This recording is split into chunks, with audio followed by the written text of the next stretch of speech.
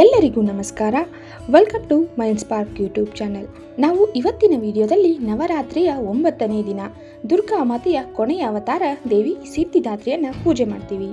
ಪ್ರಥಮಂ ಶೈಲಪುತ್ರಿ ಚ ದ್ವಿತೀಯಂ ಬ್ರಹ್ಮಚಾರಿಣಿ ತೃತೀಯಂ ಚಂದ್ರಘಂಟೇತಿ ಕೂಷ್ಮಾಂಡೇತಿ ಚತುರ್ಥಕಂ ಪಂಚಮಂ ಸ್ಕಂದಮಾತೇತಿ ಷಷ್ಠಂ ಕಾತ್ಯಾಯನೀತಿ ಚ ಸಪ್ತಮಂ ಕಾಳರಾತ್ರಿಷ್ಟ ಮಹಾಗೌರೀತಿ ಚಾಷ್ಟಮಂ ನವಮಂ ಸಿದ್ಧಿದಾತೆ ಚ ನವದುರ್ಗಾ ಪ್ರಕೀರ್ತಿತಃ. ಈ ಮಂತ್ರದಲ್ಲಿ ತಿಳಿಸಿರುವಂತೆ ನಾವು ಇವತ್ತು ಅಶ್ವಿನಿ ಮಾಸದ ಶುಕ್ಲ ಪಕ್ಷದ 9ನೇ ದಿನ ಅಂದರೆ ನವಮಿ ತಿಥಿಯಂದು ದುರ್ಗಾ ಮಾತೆಯ 9ನೇ ಅವತಾರದಲ್ಲಿ ಸಿದ್ಧಿದಾತ್ರಿ ದೇವಿಯನ್ನು ಪೂಜೆ ಮಾಡಬೇಕು. ಹಾಗಾದರೆ ಇವತ್ತಿನ ವಿಡಿಯೋದಲ್ಲಿ ದೇವಿಗೆ ಇಷ್ಟವಾದ ಬಣ್ಣ, ಹೂವು, ಪ್ರಸಾದ ಹಾಗೂ ದೇವಿಯ ಮಂತ್ರ, ದೇವಿಯ ಮಹತ್ವ ಹಾಗೂ ಸಿದ್ಧಿದಾತ್ರಿ ದೇವಿಯ ಪೌರಾಣಿಕ ಕಥೆಯನ್ನು ನೋಡ್ತಾ ಹೋಗೋಣ. ಇವತ್ತಿನ ದಿನ ನಾವು ಗುಲಾಬಿ ಬಣ್ಣದ ಬಟ್ಟೆಯನ್ನು ಧರಿಸಿ ದೇವಿಗೆ ನೀಲಿ ಕಮಲ, ಮಲ್ಲಿಗೆ ಅಥವಾ ಚಂಪಾ ಹೂಗಳಿಂದ ಅಲಂಕರಿಸಬೇಕು. ದೇವಿಗೆ ಎಳ್ಳಿನಿಂದ ಮಾಡಿದ ಸಿಹಿ ಪದಾರ್ಥಗಳನ್ನು ಪ್ರಸಾದವಾಗಿ ನೈವೇದ್ಯ ಮಾಡಬಹುದು. ದೇವಿಯ ಮಂತ್ರ: ಸಿದ್ಧ ಗಂಧರ್ವ ಯಕ್ಷಾದ್ವೈರಸುರರೈರಮರೈರಪಿ ಸೇವ್ಯಮಾನ ಸದಾ ಭೂಯಾತ್ ಸಿದ್ಧಿದಾ ಸಿದ್ಧಿದಾಯಿನಿ. ಓಂ ದೇವಿ ಸಿದ್ಧಿದಾತ್ರಿಯೇ ನಮಃ. ಯಾ ದೇವಿ ಸರ್ವಭೂತೇಷು ಮಾ ಸಿದ್ಧಿದಾತ್ರಿ ರೂಪೇಣ ಸಂಸ್ಥಿತಾ. ನಮಸ್ತಸ್ಸೇ ನಮಸ್ತಸ್ಸೇ ನಮಸ್ತಸ್ಸೇ ನಮೋ ನಮಃ ಎಂಬ ಮಂತ್ರ ಪಠನೆ ಮಾಡ್ತಾ ದೇವಿಯನ್ನು ಭಕ್ತಿಯಿಂದ ಪೂಜಿಸಬೇಕು. ಈ ಮಂತ್ರಗಳನ್ನು ಪಠಿಸುವುದರಿಂದ ಭಕ್ತರ ಎಲ್ಲ ಇಷ್ಟಾರ್ಥಗಳು ನೆರವೇರುತ್ತವೆ ಮತ್ತು ಸರ್ವಸಿದ್ಧಿಗಳು ಪ್ರಾಪ್ತಿಯಾಗುತ್ತವೆ ಎಂಬ ನಂಬಿಕೆ ಇದೆ. ಸಿದ್ಧಿದಾತ್ರಿ ದೇವಿಯ ಸ್ವರೂಪವನ್ನು ನೋಡೋದಾದ್ರೆ ನವದುರ್ಗೆಯರಲ್ಲಿ ಅಂತಿಮ ಅವತಾರ ಸಿದ್ಧಿದಾತ್ರಿ ದೇವಿದು. ದೇವಿಯನ್ನ ಸಿದ್ಧಿಗಳ ದೇವತೆ ಅಂತ ಕರೀತಾರೆ.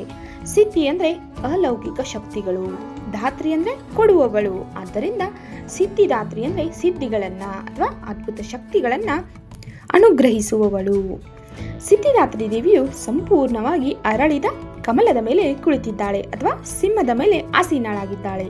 ದೇವಿಗೆ 4 ಕೈಗಳಿದ್ದು ಅವುಗಳಲ್ಲಿ ಚಕ್ರ, ಗದೆ, ಶಂಖ ಮತ್ತು ಕಮಲಗಳನ್ನು ಹಿಡಿದಿದ್ದಾಳೆ. ಸಿದ್ಧಿದಾತ್ರಿ ದೇವಿಯು ಕೇತು ಗ್ರಹವನ್ನ ಆಳುವ ದೇವತೆಯಾಗಿದ್ದಾಳೆ.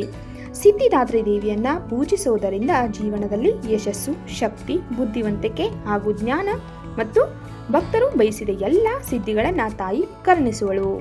ಹಾಗಾದ್ರೆ ಸಿದ್ಧಿದಾತ್ರಿ ದೇವಿಯ ಪೌರಾಣಿಕ ಕಥೆಯನ್ನ ನೋಡ್ತಾ ಹೋಗೋಣ.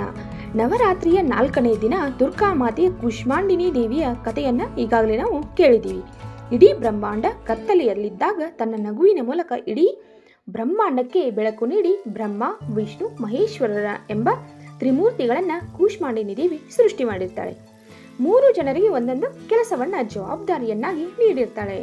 ಬ್ರಹ್ಮನಿಗೆ ಸೃಷ್ಟಿ ಮಾಡುವಂತ ಕೆಲಸ, ವಿಷ್ಣುವಿಗೆ ಸಂರಕ್ಷಣೆ ಮಾಡುವ ಕೆಲಸ, ಶಿವನಿಗೆ ಲಯ ಮಾಡುವಂತ ಕೆಲಸವನ್ನ ಕೂಷ್ಮಾಂಡ ದೇವಿ ಇವರಿಗೆ ಕೊಟ್ಟಿರ್ತಾಳೆ. ತಾಯಿ ಕೊಟ್ಟಿರುವ ಕೆಲಸವನ್ನ ಶುರು ಮಾಡಬೇಕಾದ್ರೆ ಎಲ್ಲರಿಗೂ ಒಂದೊಂದು ಸಮಸ್ಯೆಗಳು ಬರ್ತವೆ. ಮೊದಲಿಗೆ ಬ್ರಹ್ಮನಿಗೆ ಸಮಸ್ಯೆ ಬಂತು. ಯಾಕಂದ್ರೆ ಮೊದಲು ಬ್ರಹ್ಮ ಸೃಷ್ಟಿ ಮಾಡಿದ್ರ ನಂತರವೇ ಇವರಿಬ್ಬರ ಕೆಲಸ ಶುರು ಆಗೋದು. ಸಂರಕ್ಷಣೆ ಮತ್ತು ಲಯ ಅನ್ನೋದು ಸೃಷ್ಟಿ ಮಾಡಿದ್ರೇನೆ ಶುರು ಆಗೋದು. ಈ ಜಗತ್ತಿನಲ್ಲಿ ಇಡೀ ಬ್ರಹ್ಮಾಂಡವನ್ನೇ ತಾಯಿ ಕೂಷ್ಮಾಂಡ ದೇವಿ ಸೃಷ್ಟಿ ಮಾಡಿದ್ದಾಳೆ. ಆದರೆ ಗಂಡು ಹೆಣ್ಣು ಅನ್ನುವಂಥ ಪ್ರಾಣಿಗಳನ್ನ, ಮನುಷ್ಯರನ್ನ ದೇವಿ ಸೃಷ್ಟಿ ಮಾಡಲಿಲ್ಲ.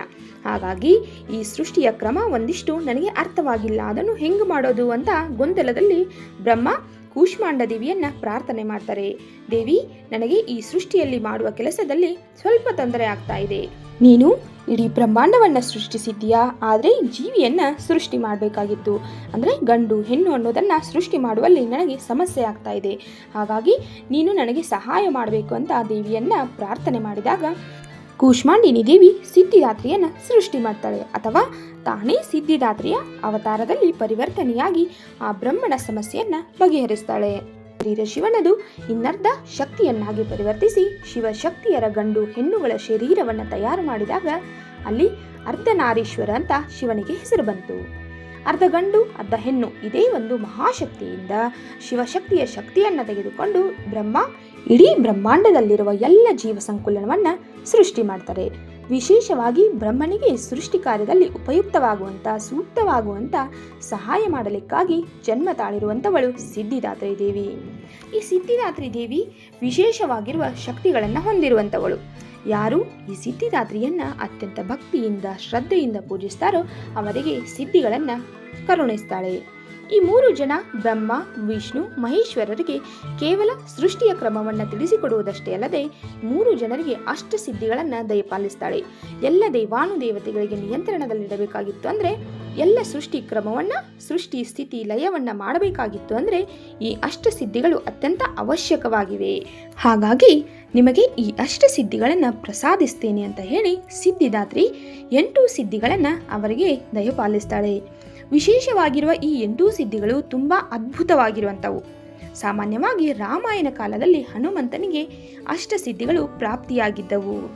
ಹಾಗಾದರೆ ಈ ಅಷ್ಟಸಿದ್ಧಿಗಳು ಯಾವುವು ಅಂತ ನೋಡೋದಾದರೆ, ಅನಿಮಾ ಮಹಿಮಾ ಚೈವ ಲಗಿಮಾ ಗರಿಮಾ ತತಃ ಪ್ರಾಪ್ತಿ ಪ್ರಾಕಂಬ್ಯ ಇಷ್ಯತ್ವಂ ವಶತ್ವಂ ಚಾಷ್ಟಸಿದ್ಧಯಃ.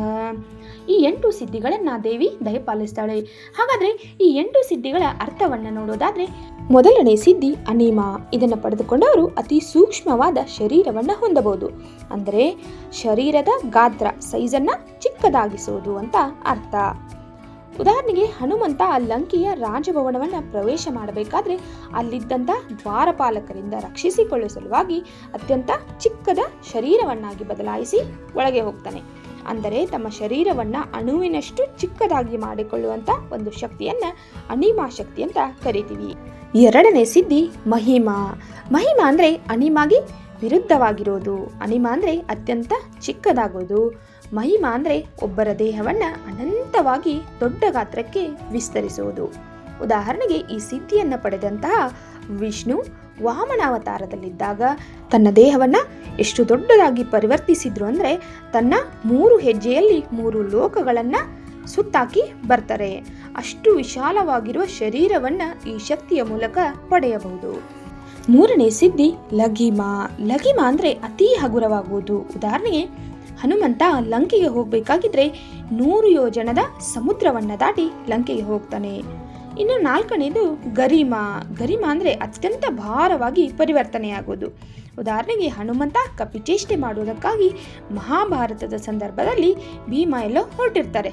ಆ ಸಂದರ್ಭದಲ್ಲಿ ಹನುಮಂತ ಇವನ್ನ ಕಾಡಬೇಕು ಅನ್ನೋ ದೃಷ್ಟಿಯಿಂದ ದಾರಿಯಲ್ಲಿ ತನ್ನ ಬಾಲವನ್ನು ಅಡ್ಡ ಹಾಕಿ ಮಲಗಿಬಿಟ್ಟಿರ್ತಾನೆ. ಆಗ ಭೀಮ ಹೋಗುವಂಥ ಮಾರ್ಗದಲ್ಲಿ ಅಡ್ಡ ಬಿದ್ದಿರೋದನ್ನು ನೋಡಿ ಕೋತಿ ನಿದ್ರಾವಸ್ಥೆಯಲ್ಲಿ ತನ್ನ ಬಾಲವನ್ನು ರೋಡಲ್ಲೇ ಬಿಟ್ಟಿದೆ, ಯಾರಾದರೂ ಇದನ್ನು ತುಳಿದ್ರೆ ಭಾರವಾದ ವಸ್ತು ಅದರ ಮೇಲೆ ಬಿದ್ದರೆ ಅದಕ್ಕೆ ನೋವು ಆಗುತ್ತೆ ಅಂತ ಹೇಳಿ ಅದನ್ನು ಎತ್ತಿ ಸೈಡ್ಗೆ ಹಾಕೋಕ್ಕೆ ನೋಡ್ತಾರೆ. ಆದರೆ ಅತ್ಯಂತ ಬಲಶಾಲಿಯಾದ ಭೀಮನಿಂದಲೂ ಅದನ್ನು ಎತ್ತಕ್ಕಾಗಲ್ಲ. ಯಾಕಂದರೆ ಅದು ಹನುಮಂತನ ಗರಿಮಾ ಸಿದ್ಧಿಯಿಂದ ತುಂಬ ಭಾರವಾಗಿಬಿಟ್ಟಿರುತ್ತೆ. ಐದನೇ ಸಿದ್ಧಿ ಪ್ರಾಪ್ತಿ. ನಮಗೆ ಬೇಕಾಗಿರುವುದೆಲ್ಲವನ್ನು ಪಡೆದುಕೊಳ್ಳುವ ಶಕ್ತಿಯಾಗಿರುತ್ತೆ. ನಮಗೆ ಏನು ಬೇಕಾಗಿರುತ್ತಲ್ಲ ಅದಕ್ಕೆ ಸ್ವಲ್ಪ ಪ್ರಯತ್ನಿಸಿದಾಗ ಅದು ನಮಗೆ ಪ್ರಾಪ್ತಿ ಅನ್ನೋ ಸಿದ್ಧಿಯಿಂದ ಲಭಿಸುತ್ತದೆ.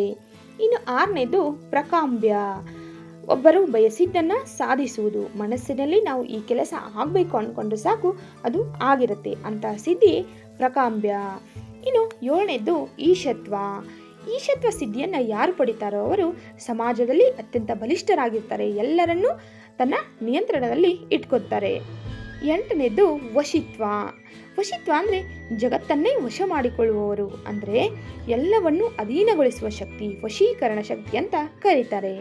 ಹೀಗೆ ತ್ರಿಮೂರ್ತಿಗಳಿಗೆ ಸಿದ್ಧಿದಾತ್ರಿ ದೇವಿಯು 8 ಅಷ್ಟಸಿದ್ಧಿಗಳನ್ನು ಪ್ರದಾನ ಮಾಡ್ತಾಳೆ. ತನ್ನ ತಪಸ್ಸಿನ ಶಕ್ತಿಯಿಂದ ಹನುಮಂತ ಕೂಡ ಈ 8 ಸಿದ್ಧಿಗಳನ್ನು ಪಡೆದುಕೊಂಡಿರ್ತಾನೆ. ಈ ರೀತಿಯಾಗಿ ಸಿದ್ಧಿದಾತ್ರಿ ದೇವಿ ತ್ರಿಮೂರ್ತಿಗಳಾದ ಬ್ರಹ್ಮ, ವಿಷ್ಣು, ಮಹೇಶ್ವರರಿಗೆ ಸಿದ್ಧಿಗಳನ್ನು ದಯಪಾಲಿಸುವ ಮೂಲಕ ಇಡೀ ಜಗತ್ತನ್ನು ಮುನ್ನಡೆಸಿಕೊಂಡು ಹೋಗುವಂಥ ಜವಾಬ್ದಾರಿಯನ್ನು ನೀಡ್ತಾಳೆ. ಹಾಗಾದರೆ ಸಿದ್ಧಿದಾತ್ರಿ ದೇವಿಯ ಕತೆ ಹೇಗಿತ್ತು ಅನ್ನೋದನ್ನು ಕಮೆಂಟ್ ಮಾಡೋದನ್ನು ಮರಿಬೇಡಿ. ನವರಾತ್ರಿಯ ದುರ್ಗಾದೇವಿಯ ಮೊದಲನೇ ಅವತಾರದಿಂದ ಹಿಡಿದು ಕೊನೆಯ ಅವತಾರದವರೆಗೂ ಎಲ್ಲ ದೇವಿಯರ ಬಣ್ಣ, ಹೂವು, ಮಹತ್ವ, ಪ್ರಸಾದ, ಮಂತ್ರ ಹಾಗೂ ದೇವತೆಯರ ಸ್ವಾರಸ್ಯಕರವಾದಂಥ ಕಥೆಯನ್ನು ನಾವು ಈ ನವರಾತ್ರಿಯಲ್ಲಿ ಶ್ರವಣ ಮಾಡಿದ್ದೇವೆ. ನವಶಕ್ತಿಗಳು ಎಲ್ಲರಿಗೂ ಒಳ್ಳೆಯದನ್ನು ಮಾಡಲಿ ಅಂತ ದೇವಿಯಲ್ಲಿ ಪ್ರಾರ್ಥನೆ ಮಾಡ್ತಾ, ಈ ನವದುರ್ಗೆಯರ ಪೌರಾಣಿಕ ಕಥೆಗಳು ನಿಮಗೆ ಇಷ್ಟ ಆಗಿತ್ತು ಅಂದರೆ ನಮ್ಮ ಚಾನಲ್ನ ಲೈಕ್ ಮಾಡಿ, ಶೇರ್ ಮಾಡಿ, ಸಬ್ಸ್ಕ್ರೈಬ್ ಮಾಡೋದನ್ನು ಮರಿಬೇಡಿ. ಮತ್ತೆ ಹೊಸ ವಿಷಯದೊಂದಿಗೆ ಮುಂದಿನ ವಿಡಿಯೋದಲ್ಲಿ ಸಿಗೋಣ. ಎಲ್ಲರಿಗೂ ಧನ್ಯವಾದಗಳು.